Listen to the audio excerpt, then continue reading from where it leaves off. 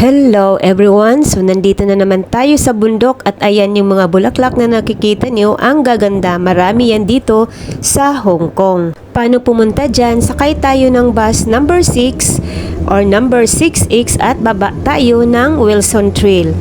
Ipipress lang natin ang button para tayo ay makababa sa Wilson Trail. Ayan, nandito na nga tayo sa Wilson Trail. Makikita natin ang starting point dito, nasa gilid lang ng highway. So ibababa tayo ng bus dito talaga sa may bus stop ng Wilson Trail. So ito na nga, Tai Tam Country Park. Ito yung bungad, guys. Hindi lang ako nag-iisa nag-hike dito, may mga kasabay din ako. Yung iba pauwi na. So yung iba paakyat pa lang. So nandito na nga tayo sa starting point, akyat na tayo at makikita na natin ang view. Talagang maganda ang panahon, mahangin at maaraw. So ayan, tingnan natin dito. So, 'di ba? Overlooking talaga ang view.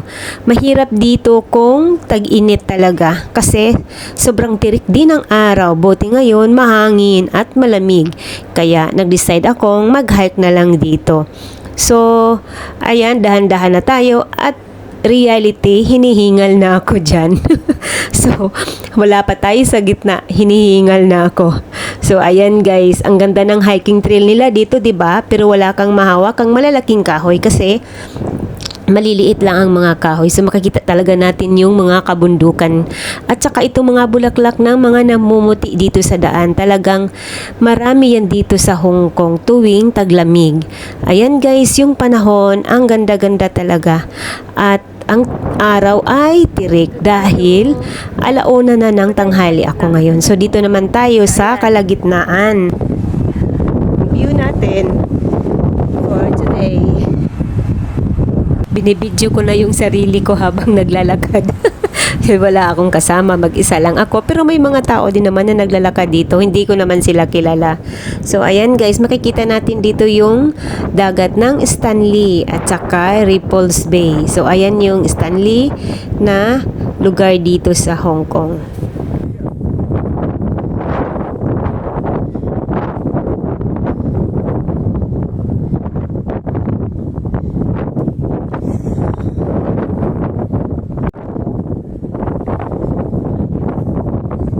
At saka guys, pwede rin mga bata ang mag-hike dito. May mga nakasabay akong mga bata, yung mga teenagers. So, ayan guys, ang lakas ng hangin at nasa kalagitnaan pa tayo. Wala pa tayo sa viewing point ng Ma Kung Shan Viewing Compass. So, ayan yung makita natin, puro building at mga bundok at dagat.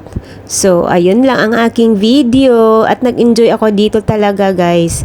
Thank you for watching. Hope you like my video.